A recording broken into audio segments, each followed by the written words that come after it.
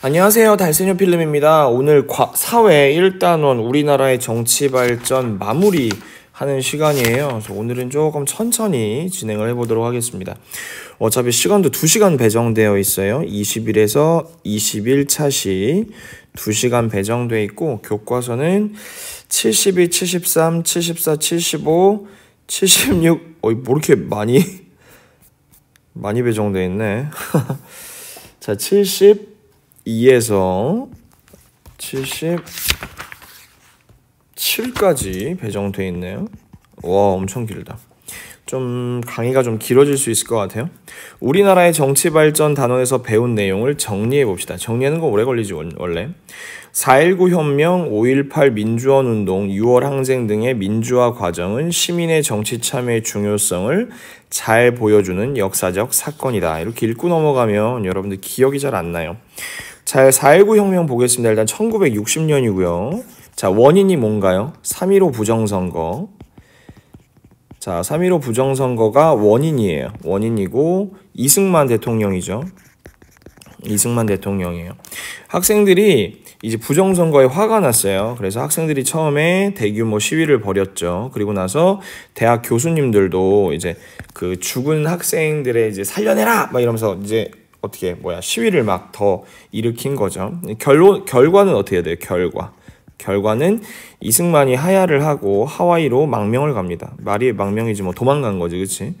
부통령이었던 이기붕은 자살을 합니다. 이기붕은 자살을 하고 결론적으로 이렇게 되면서 우리나라의 민주화가 찾아왔다라고 생각을 했었어요. 그쵸? 민주화가 찾아왔다라고 생각을 했지만 바로 4.19 혁명 얼마 지나지 않아서 누가 등장했냐면 박정희 대통령이 등장을 했죠. 그래서 5.16 군사 쿠데타를 일으켜서 한 20년 정도 되나요? 오랫동안 독재 정치를 하게 되죠. 그리고 나서 박정희 대통령이 어떻게 되냐면 한동안 인기가 많았어요. 사실이에요. 그래서 박정희 대통령이 처음 대통령 윤보선하고 할 때도 인기가 많았고, 두 번째도 윤보선이랑 할 때도 이겼어요. 근데 그 다음에 김대중하고 할 때 느낌이 좀 쎄했단 말이야. 질 것 같았어. 그래서 어떻게 했냐면 개헌을 했어요. 1972년이죠. 무슨 개헌이라고 하냐면 유신헌법이라고 해요. 유신헌법. 거의 초월적인 헌법이죠. 그래서 유신헌법으로 대통령을 거의 신으로 만들어 주었어요.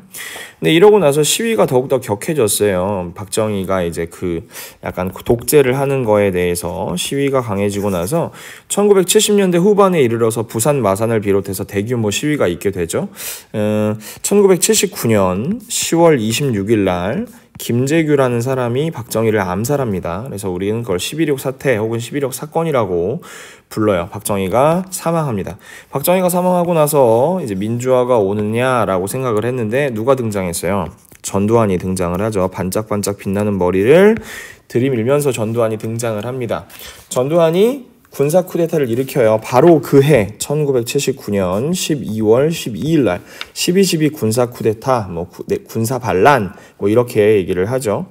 그리고 나서 이제 민주화를 원하는 시민들을 짓밟기 시작합니다. 그래서 대표적인 사건이 1980년 5월 어디예요? 광주죠. 그래서 우리가 이 광주에서 공수부대원들이 광주를 짓밟습니다. 짓밟을 때 시민들이 무장을 해요. 그래서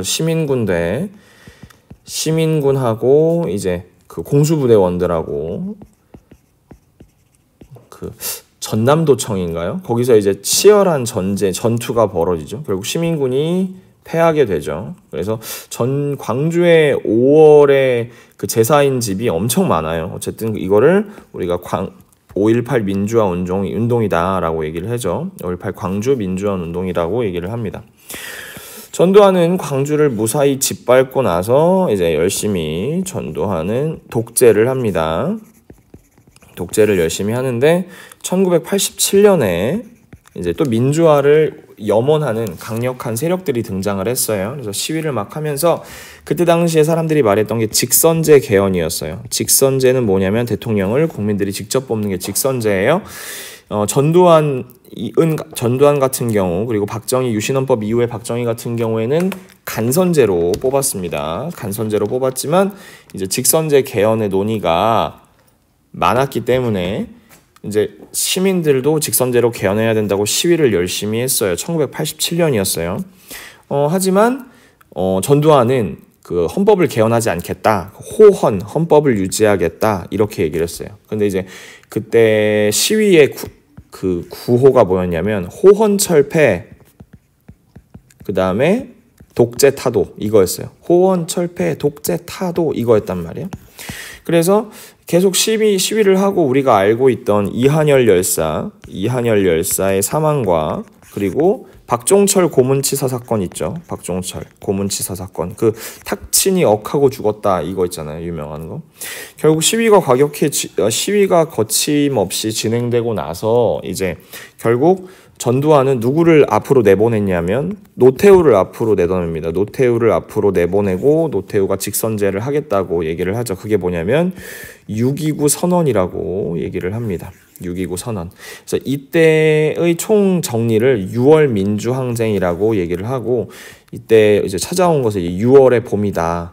6월의 봄이다. 아, 이제 민주화가 왔다. 6월의 봄이다. 그래서 이때 마지막 9번째 개헌을 하고 지금까지도 우리가 민주화가 된 사회를 살고 있죠.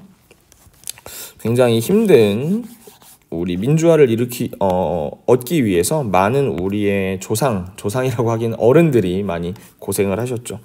오늘날 시민들은 투표, 언론을 통한 의견 제시, 정당이나 시민단체 등 다양한 방식으로 민주정치에 참여한다라고 얘기를 하고 있고요. 갈등이나 대립을 조정하고 많은 사람들에게 영향을 끼치는 공동의 문제를 해결하는 과정을 뭐라고 한다? 정치. 즉 정치를 한마디로 얘기하면 뭐다? 갈등 해결이라고 얘기를 하시면 돼요. 갈등 해결이라고 얘기를 하면 되고, 모든 국민이 나라의 주인으로 권리를 가지고 권리를 자유롭고 평등하게 행사하는 정치제도를 민주주의라 한다. 민주, 국민이 주인이란 뜻이에요. 국민 주인. 여러분들이 이거를 알아야 되는 게 뭐라 했어요? 게티스버그 연설 알아야 되지. 게티스버그, 글씨 이상하죠. 게티스버그 연설 누가 했어요? 에이브라임 링컨이 했죠. 그래서 이때 그 유명한 게 by the people, for the people, of the people에서 뭐 국민에 의한, 국민을 위한 그런 나라가 될 것이다, 정부가 될 것이다 이런 얘기를 했었죠. 일상생활에서 겪게 되는 다양한 문제와 갈등을 해결하려면 당연히 대화, 토론이 필요하고요. 관용과 비판적 태도, 양보와 타협이 필요하다. 우리 반 친구들한테는 관용 많이 얘기했었어요. 프랑스에서 많이 얘기하는 똘레랑스, 그죠? 자, 국민 주권이란 국가의 주인으로서 권리가 국민에게 있다는 것으로 민주정치에서 국민 주권은 헌법으로 보호하는 중요한 권리다. 그 헌법 1조 1항 있잖아. 대한민국은 민주공화국이다. 모든 권력은 국민에게서 나온다. 이런 내용들 있죠. 그리고 우리나라는 국민의 자유와 권리를 보호하려고 법을 만드는 국회, 법에 따라 국가를 살림하는 정부, 법에 따라 재판하는 법원이 이를 나눠 막는데 이를 삼권분립이라고 한다라고 했어요. 그래서 삼권분립을 얘기를 하면은 선생님이 뭐라 하냐? 입법, 사법, 행정 이렇게 세 파트로 나누고, 입법은 국회라고 얘기를 했어요. 국회에서 하는 일 세 가지 있죠. 첫 번째 입법이고요. 법을 만들어요. 그 다음에 예산심의 있죠. 그 다음에 국정감사, 국감이라고 하죠. 이렇게 세 가지고, 사법부 같은 경우엔 법원이에요. 법원에서 뭘 하냐면 갈등을 해결해 주고요. 그 다음에 범죄자를 처벌하죠. 행정부는 뭐예요? 행정부에서는 나라의 살림을 책임지고 행정부의 최고 수장은 대통령이에요. 자, 보겠습니다. 4.19 혁명, 5.18 민주화운동, 6월 민주항쟁의 공통점은 무엇일까요? 당연히 우리나라의 대표적인 민주화 운동이 되겠죠. 민주화 운동이고, 모든 국민이 나라의 주인으로서 권리를 가지고 권리를 자유롭게 평등하게 행사하는 정치제도를 뭐라고 하나? 한 200번 나온 것 같아요. 민주주의. 그렇죠. 국민이 주인입니다. 법에 따라 나라의 살림을 하면서 대통령을 중심으로 이거 뭐야? 선생님 뭐라 했어? 정부죠, 정부. 질병관리청, 정은경청장 있죠. 국민의 자유와 권리를 보호하고자 국회, 정부, 법원이 서로 감시하는 민주정치를 뭐라고 하는가? 뭐 삼권 분립이라고 얘기를 해도 되고 뭐 권력 분립이라고 얘기를 해도 뭐 굳이 틀렸다고 얘기하진 않을 것 같습니다. 자, 우리나라의 정치 발전 단원에서 배운 내용을 그림이나 생각그물로 한번 정리를 해보자고 하는데, 뭐 여기는 뭐가 나왔어요? 뭐 삼권 분립이 나왔는데 뭐 해볼까요? 교과서 보면 편하게 할 수 있는데 선생님은 어디 보고 할 거냐면 어떤 거 해줄까요? 다른 친구들 편하게 할 수 있는 게 뭐가 있을까요? 6월 항쟁 얘기해봅시다. 6월 항쟁. 6월 항쟁 얘기해볼게요. 좀 예쁘게 써볼까? 6월 미안해요. 예쁘지 않죠? 민주항쟁. 6월 민주항쟁에 대해서 왜 어디 갔어? 한번 해보도록 하죠. 6월 민주항쟁이라고 하면은 이제 어떤 거 일단은 원인을 알고 계셔야 돼요. 원인. 그렇죠. 원인은 뭐가 있을까? 이거 이렇게 쓰면 안 되는데. 원인은 당연히 뭐 여러 가지가 있지만 뭐 전두환의 호언이 있겠죠. 그죠?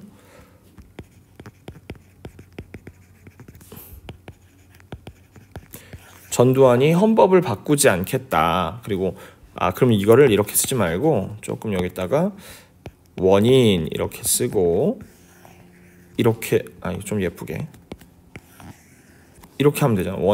원인은 뭐가 있냐면 직선제에 대한 열망이 있었어요. 직선제 열망. 사람들이 대통령을 직접 뽑고 싶었던 거야. 직선제에 대한 열망이 있었고 또 뭐라고 할까? 뭐 전두환의 독재가 원인이 되었죠. 전두환이 독재를 하면서 뭐 했냐면 뭐 언론도 탄압하고 그렇죠. 정치도 탄압하고 독재가 원인이 또 되었던 거예요. 또 어떤 게 있었냐면은 뭐 이한열 박종철 얘기를 할 수가 있겠죠. 자, 이한열 열사 사망 사건도 큰 물론 과정이라고 얘기할 수 있겠지만 원인이라고 얘기할 수 있고, 그리고 또 박종철 고문치사 사건이죠. 그다음에 박종철 고문치사 사건. 고문을 받다가 죽었어요. 그래서 탁하고 치니까 억하고 죽었다라고 했어요. 그래서 그다음에 뭐 과정은 당연히 뭐 대규모 시위로 이어졌겠죠. 이건 당연히 뭐 대규모 시위가 있었고요. 대규모 시위가 있었고, 그다음에 그러면 이거를 이 시위 중에 이 이한열 열사가 시위 중에 죽은 거니까 이것까지 넣을까? 이렇게 넣을까? 대규모 시위가 있었고, 그다음에 여기다 이한열 열사 같은 경우에는 시위 중에 최루탄을 맞고 사망했거든. 그쵸? 그래서 이한열 열사 사망 사건이 있었고, 그 다음에 이제 결과가 있어야 되겠죠. 이제 결과가 있어야 되는데, 결과는 뭐예요? 노태우의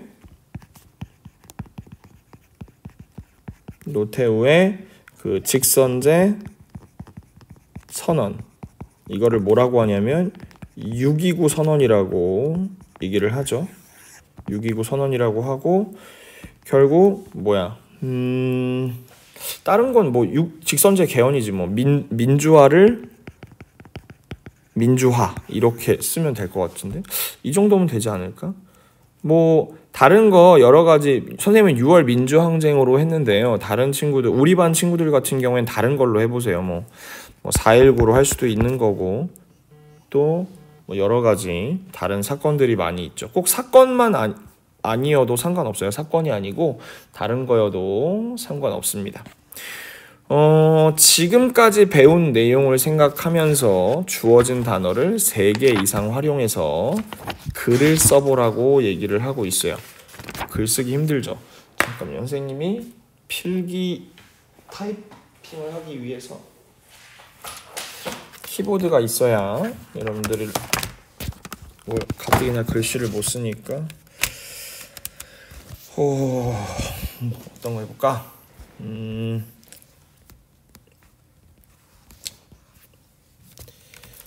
모든 국민이 자유롭고 평등한 민주주의는 시민의 정치 참여를 바탕으로 발전해 왔다. 뭐 이런 말 할 수 있을 것 같고, 또 모든 국민이 나라의 주인으로서 권리를 갖고 그 권리를 자유롭고 평등하게 행사하는 정치제도를 뭐라 그래요? 정치제도를 민주주의라고 한다. 뭐 이런 말 여러분들이 편하게 쓸 수 있을 것 같아요. 다른 친구들 다른 말 써도 괜찮습니다. 십자말 풀이 놀이를 하면서 배운 내용을 정리해 보자고 합니다. 봅시다. 정부의 주요 정책을 심의하는 최고 심의기관으로 대통령, 국무총리, 국무위원으로 구성되어 있다고 얘기를 합니다. 그럼 얘는 뭐라고 얘기할 수 있냐면, 우리 이거 기억하는데 국무회의죠. 국무회의입니다. 국무회의고요. 그 다음에 국가의 주인된 권리가 국민에게 있다는 민주정치는 당연히 민주주의죠. 그렇죠? 2번인데요. 2번이 이거는 민주정치의 원리구나. 민주정치의 원리니까 우리가 국민주권이라고 쓰면 될 것 같아요. 국민주권 이렇게 쓰면 될 것 같고, 3번 한번 볼까요? 3번 세로 모든 국민이 나라의 주인으로, 정치제도니까 당연히 이게 민주주의겠다. 민주주의. 4번의 세로 볼까요? 국가 권력을 국회, 정부, 법원이 나누어 가지고 감시하는 원리. 이거 삼권 분립이라고 쓰면 되지 않을까요? 삼권 분립이라고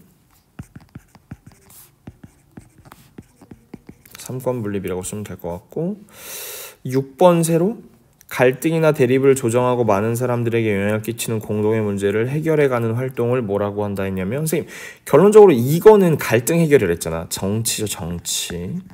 정치가 되는 거고, 5번 지역의 주민이 직접 선출한 지방의 의원과 지방자치단체장이 그 지역의 일을 처리하는 일. 이거 선생님이 아까 안 다뤘는데, 그 직선제 개헌 이후로 1987년 직선제 개헌 이후로 또 뭐가 활발해졌냐면, 지방자치제에 대한 논의가 되게 활발해졌어요. 지방자치제. 지금 그 도지사나 어제도 이제 서울시장, 부산시장에 선거가 있었는데, 지방자치제라고 하는 것도 이제 활발해졌단 말이지. 지방에서 알아서 하는 거, 중앙에서 임명하는 게 아니고. 그래서 이게 지방자치제라는 거죠.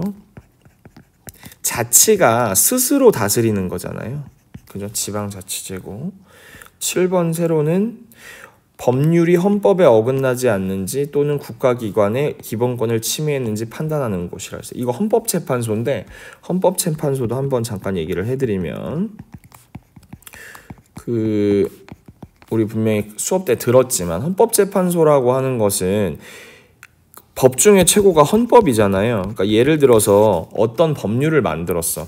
어떤 법률을 만들었냐면, 법률을 만든 데는 국회잖아. 그치? 국회에서 어떤 법률을 만들었냐면, 달세뇨는 아무나 때릴 수 있다. 뭐 이런 법을 만들었어. 이런 법을 만들었는데, 이제 다들 그냥 법을 만들었다니까 그냥 살았단 말이야, 이러고. 근데 누가 이제 요달세라는 아이가 있었어. 요달세라는 아이가 생각을 했는데, 아무리 봐도 이 법은 인간의 기본권을 해치는, 왜냐면 달세뇨는 아무나 때릴 수 있으니까 이게 다른 사람의 자유를 침해하는 것이 아닌가. 헌법이 말하는 기본적인 인간의 그런 권리를 침해하는 게 아닌가라고 생각을 한 거야. 그래서 이 법률은 헌법에 위배된 거다라고 해서 헌법재판소에 이제 헌법 소원이라는 걸 내는 거야. 헌법 소원. 이거를 이게 틀렸다고 얘기를 하는 거지. 그래서 헌법재판소의 재판관이 몇 명 있냐면 9명이 있단 말이야. 이제 9명 중에 6명 이상이 이게 틀렸다고 판단을 하면 이 법은 그 헌법에 위반됨으로 없어지는 법이 되는 거야. 근데 이건 당연히 없어지겠지. 그래서 아무튼 헌법재판소는 이제 법률이 헌법을 위배했느냐를 판단을 하지만 대통령이나 국무총리의 탄핵 같은 것도 판단을 하죠. 마지막이죠. 8번 가로. 법에 따라 재판하는 건 뭐 너무 쉽죠. 법원이죠, 법원. 법원이 됩니다. 자, 배운 내용을 스스로 평가해 봅시다 라고 하고 있어요. 우리나라에서 민주주의가 어떤 과정을 거쳐 발전하는지 설명할 수 있다. 선생님은 뭐 당연히 다 설명할 수 있지. 짠짠짠짠짠. 시민 정치 참여가 우리 사회 발전에 중요한 까닭. 당연히 중요하지. 이거 여러분 있잖아요. 시민이 정치에 참여하지 않으면 결국 다시 독재로 돌아갈 수밖에 없어. 가장 예를 들어서 차라리 욕하는 게 낫다니까. 최악은 뭐냐면 무관심. 정치에 무관심한 것은 굉장히 안 좋아요. 민주주의를 실천하는 올바른 태도가 필요한 까닭을 설명할 수 있다. 당연히 설명할 수 있고요. 국가 일에 맡은 기관은 어떤 것인가. 선생님 3개 얘기했죠. 입법, 사법, 행정 얘기했고 우리 생활에 어떤 영향을 끼치는가. 다시 한번 조용히 생각을 한번 해보시길 바랍니다. 보겠습니다. 우리나라의 투표율을 변화를 보고서 친구들과 이야기를 한번 해볼게요. 대통령과 국회의원 선거 투표율의 변화인데 대통령 선거 마지막 대통령 때 보면은 일단 마지막 대통령은 문재인 대통령이겠지? 문재인 대통령이고 그 전에는 누굴 것 같아? 박근혜 대통령이지? 그 다음에 이때가 아마 이명박 대통령일 때가 아닐까 생각되고요. 이명박 전에가 김대중?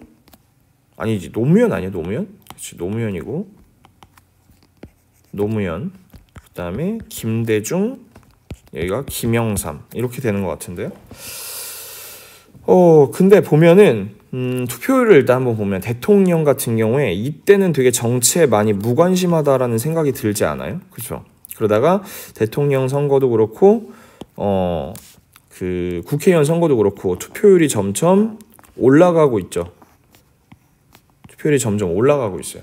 우리가 이걸 보면은 되게 초반에 여러분이 생각해보면 이때 김영삼인데 김영삼 바로 전에가 노태우란 말이야. 그러니까 노태우 때는 투표율이 높았을 거예요. 더 높았을 거라고 생각해. 뭐 비슷했거나. 왜냐하면 이때 노태우 같은 경우에는 우리가 6월 항쟁, 6월의 봄으로 직선제를 가져왔던 거니까 사람들이 얼마나 환호했겠어. 근데 그러니까 다 이때도 투표율이 높았지. 근데 그러면서 우리가 투표를 해도 별반 뭐가 달라지는 게 없는 것 같다라는 생각이 들면서 사람들이 정치에 무관심해지는 거야. 사람들이 정치에 무관심해지니까 투표율이 점점 낮아지는 거죠. 그러면 근데 어때? 자, 63%가 나왔던 2007년부터는 다시 사람들이 정치가 중요하구나라고 생각을 한 거야. 그래서 투표율이 점점 국회의원 선거도 그렇고 점점 올라가기 시작하잖아요. 그래서 근데 이제 투표율이 전반적으로 너무 낮은 것은 이제 뭐 이렇게 나라가 잘못된 방향으로 진행이 될 수도 있다는 거예요. 그래서 그런 것들을 여러분들이 알려주시고 어쨌든 간에 이게 전반적으로 나아지고 있는 거는 고무적인 것 같습니다. 우리나라의 투표율은 뭐라고 쓰면 될까? 뭐 대부분 선거의 투표율이 80%를 넘지 못하고 있다. 일단 이거는 팩트고, 그죠? 근데 하지만 투표율이 낮아지다가 최근 높아지고 있다. 이것도 그렇죠. 낮은 투표율이 정치 발전에 어떤 영향을 미친가? 선생님이 말했죠, 아까. 욕을 하는 게 차라리 낫다고. 무관심한 것보다 욕을 하는 게 나아요. 정치에 무관심한 국민들이 늘어나서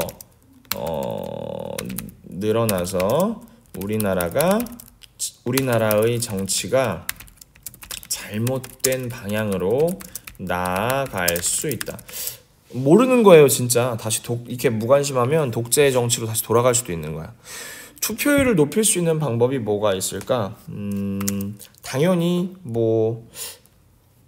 지금 근데 선생님이 알기로는 선생님은 이제 학교 공무원이잖아요. 그렇기 때문에 이제 선거날 쉬는데 선거날 안 쉬는 회사들도 있다고 하더라고. 그래서 선거날 회사가 쉬는 것을 의무화하기. 왜냐면 이러면 그치 투표하겠지.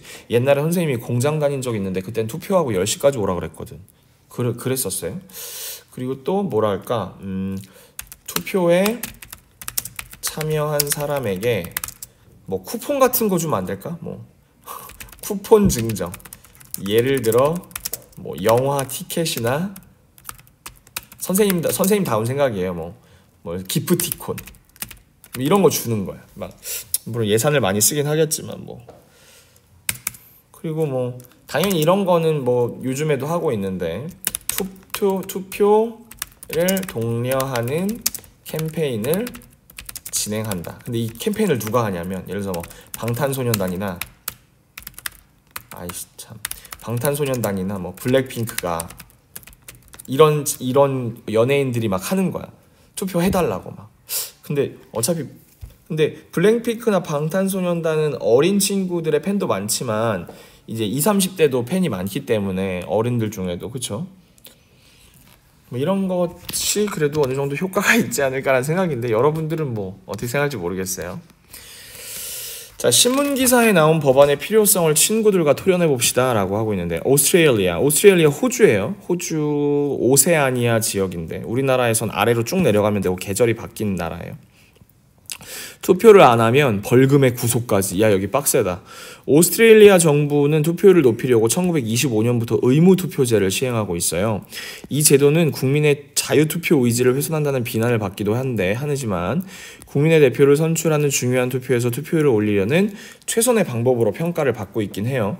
투표권이 있는 오스트레일리아 국민은 누구나 의무적으로 투표를 해야 하며 해외 출장 등 정당한 사유 없이 투표를 하지 않으면 벌금을 내야 하는 것은 물론 구속될 수도 있어요. 이런 의무투표제에 힘입어 오스트레일리아의 투표율은 95% 안팎을 유지하고 있습니다.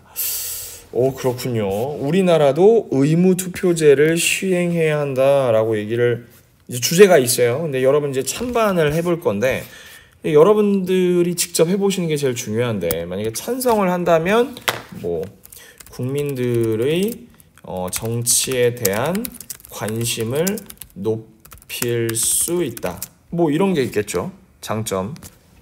그죠? 근데 만약에 반대는 국민의 정치 참여 자유를 줄 수 있다. 뭐 이거잖아 지금. 그죠? 이거 반대인가?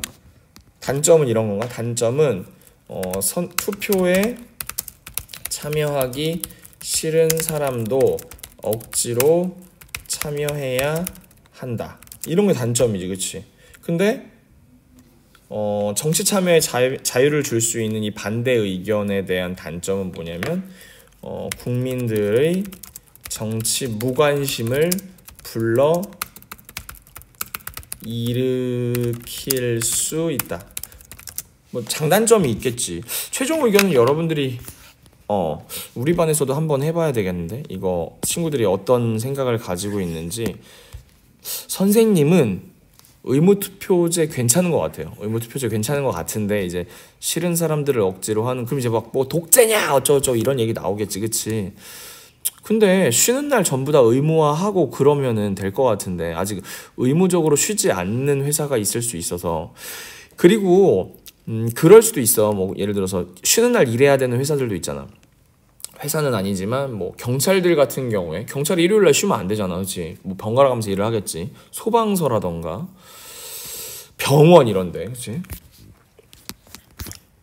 자, 우리나라의 정치 발전을 위해 투표율을 높이고 올바른 선거 문화를 만들기 위한 홍보물을 만들어 봅시다 라고 하는데 뭐 예쁜 거, 뭐 내가 바라보는 60도, 너와 내가 바라보는 세상 120도, 우리가 바라보는 세상 180도, 모두가 바라보는 세상을 만드는 각도, 투표. 되게 센스 있다 이거. 아름다운 선거 해서 뭐 5월 9일 19대 대통령선 가장 최근 거네요 이거. 그죠? 가장 최근 거라는 거, 최근 거인 것 같습니다. 연예인 것 같은데, 자 누군지 잘 모르겠는데 선생님이 생각할 때는 이분이 선생님 지금 잘 모르겠어. 이렇게 봐선 누군지 모르겠네. 19대 선거 잠깐만 검색 한번 해볼까? 19대 대선 포스터 이미지 이건데 누군지 모르겠네. 아름다운 선거 포스터. 왜 이걸 보고 싶지 않은데 왜 이런 게 나왔어?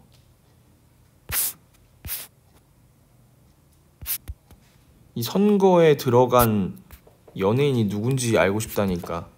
좀 이것만 딱 보여주면 안 돼?